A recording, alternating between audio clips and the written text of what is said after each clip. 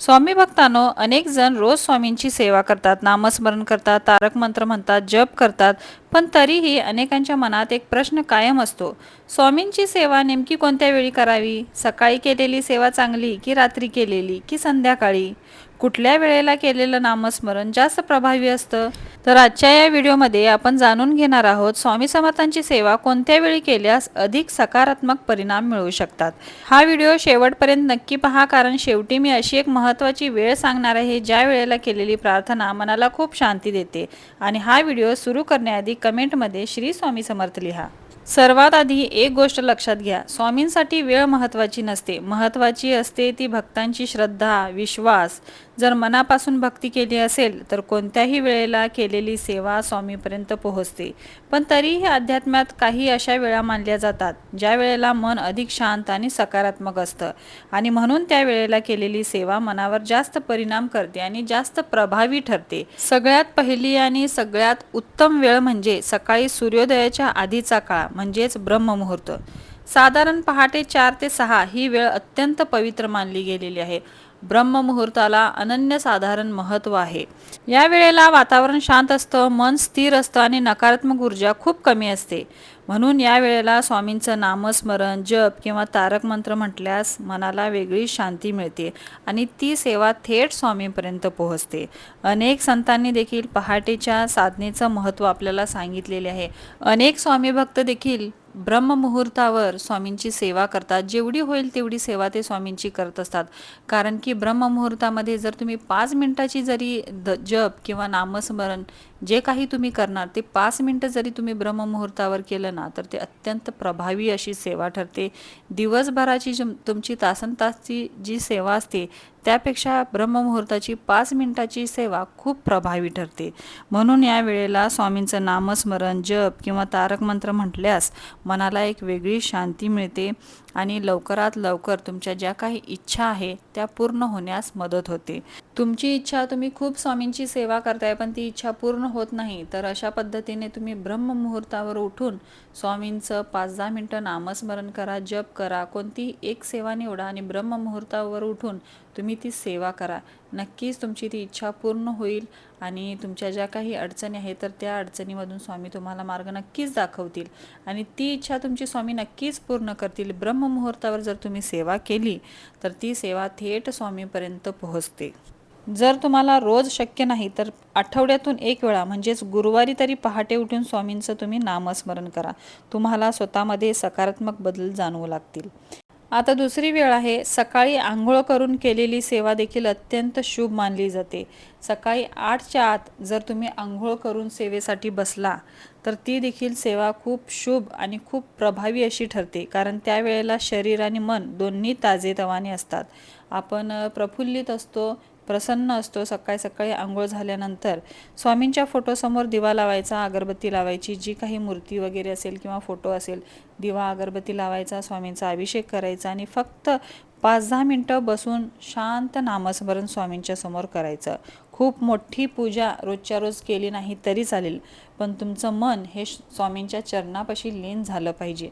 अशा पद्धतीने सेवा केली पाहिजे. फक्त आणि फक्त आपण आणि स्वामी हेच असलो पाहिजे, बाकी कुठलाच विचार डोक्यात घेऊ नका. मन शांत ठेवून केलेले श्री स्वामी समर्थांचे नाम हे खूप प्रभावी ठरतं. मन तुमचं शांत असलं पाहिजे, कुठलेच विचार डोक्यात नसायला पाहिजे. 5-10 मिनटं तर आपण स्वामींसाठी वेळ काढू शकतो. त्यानंतर जी काही कामे आहेत ती आपली रोजची कामे तुम्ही करू शकता.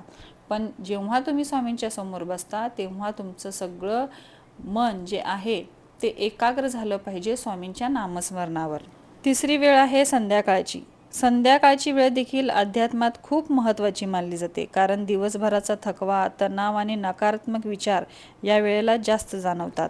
अशा वेळी स्वामींच्या समोर बसा, दिवा अगरबत्ती लावा आणि तारक मंत्र म्हणा किंवा फक्त शांतपणे स्वामींचं नामस्मरण करा. माळ घेऊन माळ जप करा. माळ घ्यायची नसेल तर फक्त शांत स्वामींच्या समोर डोळे मिटून बसा आणि स्वामींचं नामस्मरण करा. त्यामुळे देखील मनाला खूप आधार मिळतो, एक सकारात्मक ऊर्जा तुम्हाला मिळते. अनेक भक्तांचा असा अनुभव आहे की संध्याकाळी सेवा केल्यावर घरात सकारात्मक वातावरण निर्माण होतं. संध्याकाळी जेव्हा आपली दिवे लागण्याची वेळ होते तेव्हा घरामध्ये जर तुम्ही धूप दीप दाखवला तर एक वेगळीच पॉझिटिव्ह एनर्जी तुम्हाला मिळते घरामध्ये. संध्याकाळचं वातावरण हे खूप शांत असतं, त्यामुळे अशा पद्धतीने जर आपण संध्याकाळी स्वामींच्या समोर मन शांत करून बसलो आणि घरामध्ये धूप अगरबत्तीचा सुगंध सगळीकडे दरवळत आहे आणि आपण जप करत बसलो तर खूप मन प्रफुल्लित होतं, मन शांत होतं आणि थेट आपण स्वामींशी जोडले जातो. त्यामुळे संध्याकाळची वेळ देखील खूप शुभ आहे आपल्या सेवेसाठी. ज्यांना सकाळच्या धावपळीत स्वामींच्या सेवेसाठी वेळ मिळत नाही त्यांनी संध्याकाळची वेळ नक्की निवडावी.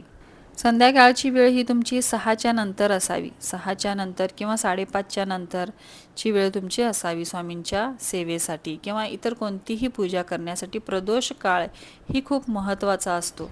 चौथी वेळ आहे, ही वेळ खूप खास मानली जाते कारण रात्री झोपण्याआधी मन सर्वात जास्त विचार करत असतं. त्यामुळे रात्रीची वेळ ही खूप खास मानली जाते.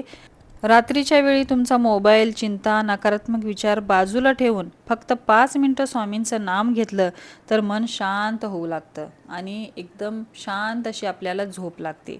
तुम्ही जेव्हा झोपायला जाता तेव्हा मोबाईल वगैरे काही घेऊ नका, कुठलेच विचार डोक्यात आणू नका. डोळे मिटून शांत राहा आणि स्वामींचं नामस्मरण करा. बघा तुम्हाला 10 ते 15 मिनटाच्या आत झोप लागेल आणि एवढं मन शांत होईल. त्यामुळे झोपण्याआधी आपण अशा पद्धतीची रुटीन सवय नक्की लावावी की झोपण्याआधी आपण नामस्मरण करावं. याचा देखील खूप फायदा होतो आणि खूप चांगली एक पॉझिटिव्ह ऊर्जा आपल्याला मिळते आणि खूप समाधान वाटतं, मन एकदम शांत होऊन जातं आपलं. त्यामुळे झोपण्याआधी स्वामींचं नामस्मरण हे खूप महत्त्वाचं आहे.